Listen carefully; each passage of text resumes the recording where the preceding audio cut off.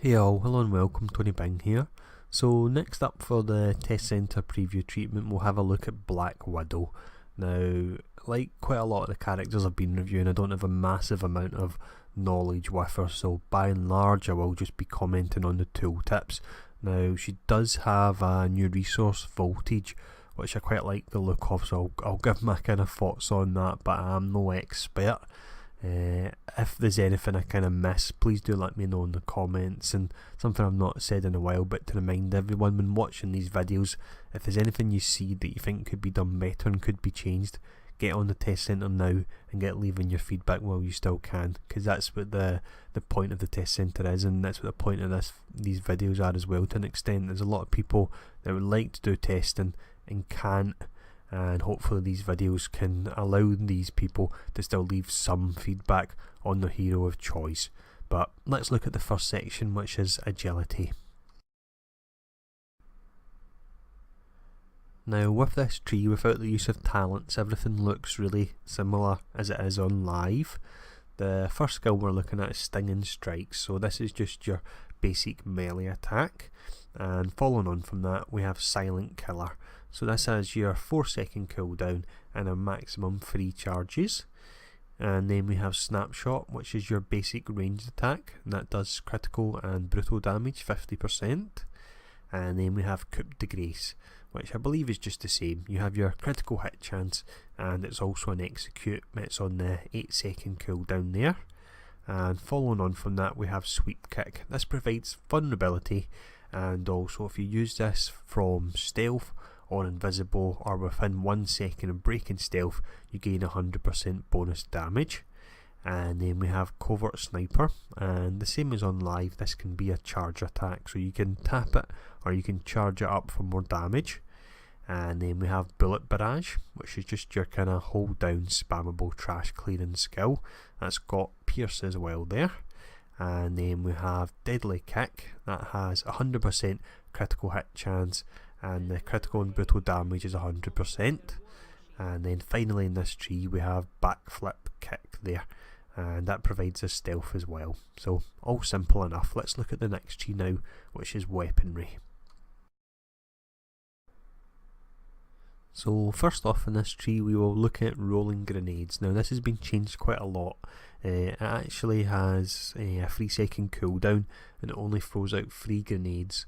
The rationale given for that is that the spamming of multiple grenades on live was actually causing performance issues, so that skill unfortunately has been kind of changed, and it has that rather random 3-second cooldown there.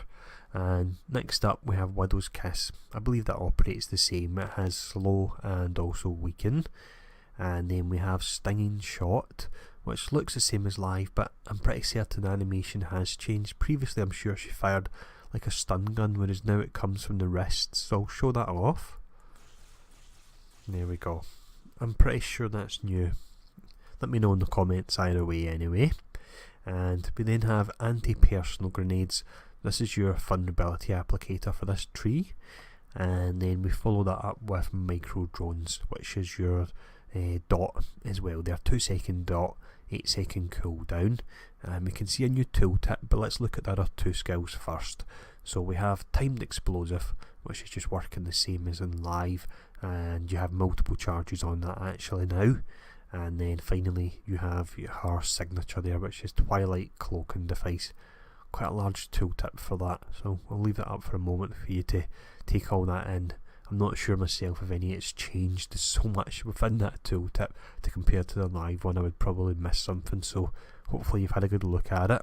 Now onto the new skill in this tree we have Shock Field. So this is melee, area, electric and gauntlet. So let me actually show you this skill. This is, well, I like it at least. I was going to say it's very nice, but I don't know enough about Black Widow to actually comment on whether or not this skill is going to be useful, but I do like the look of it. There we go. So if you're playing melee you can fire that off.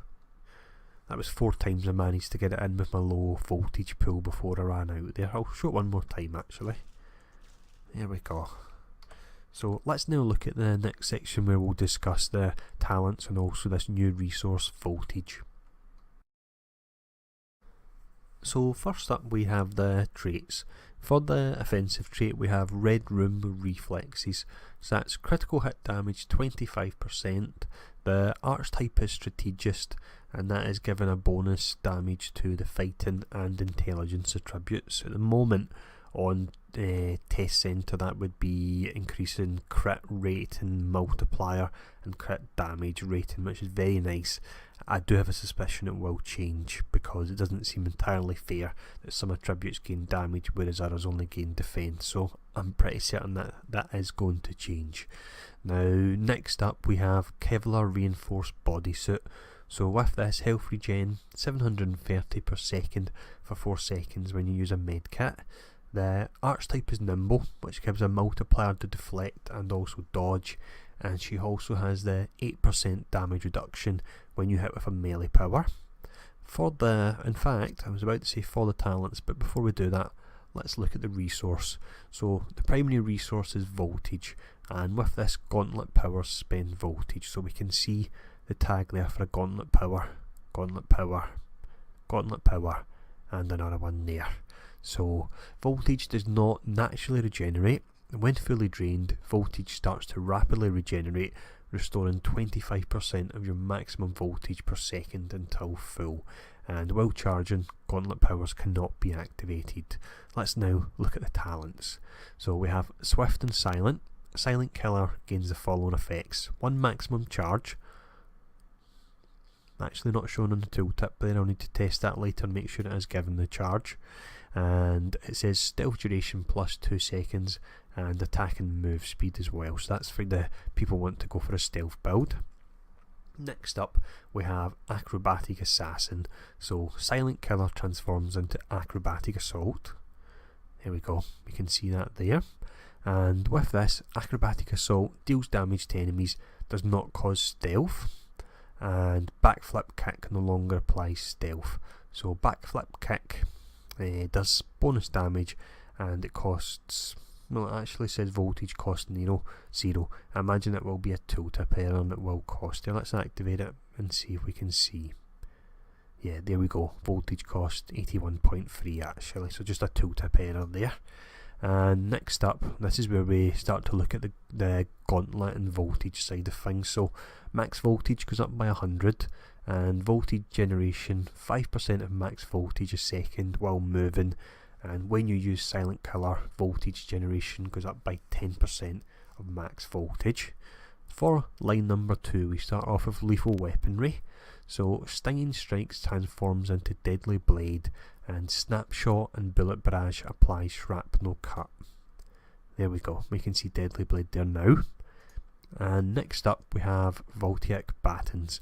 So Stinging Strikes transforms into Electric Battens. Electric Battens spends voltage to deal increased damage. There we go, we can see that there with the voltage cost as well. And with this, it says Bullet Barrage transforms into Stinging Barrage. Let's see which one that would be. Bullet Barrage is this one here, of course, there it is. So I'll showcase that off. There we go, it's pretty nice looking. And then we finally have Stinging Barrage spends voltage to deal increased damage. Now, for the third talent, we have Gauntlet Sting. So Stinging Strikes gains the following effects: chance on hit, Gauntlet Sting. Gauntlet Sting does a dot, and it has a voltage cost attached to it as well. And next up, we then have Hidden Explosives. So Silent Killer and Backflip Kick leave an explosive device when activated. I'll actually show that off.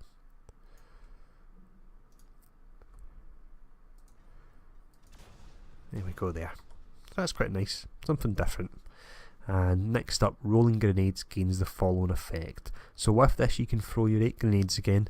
It still does have the 3-second cooldown for the reason mentioned over the performance issues we've been advised of. And then finally you have Conductive Grenade, which is anti-personal grenades transforms into Conductive Grenade. Let's see, it's this one here, I've got it on my toolbar actually, so we'll fire that off. There we go, new little animation there. And with this it says Conductive Grenades do not stun enemies directly, but makes the next electric attack power trigger a damage effect and stun the target. For talent line number 4, we start off with Drone Swarm. So micro drones effect occurs a second time at no cost. There we go there. 2 of them called in rapid succession. And next up we have Overcharge. So Shock Field spends all available voltage, dealing bonus damage based on how much was spent.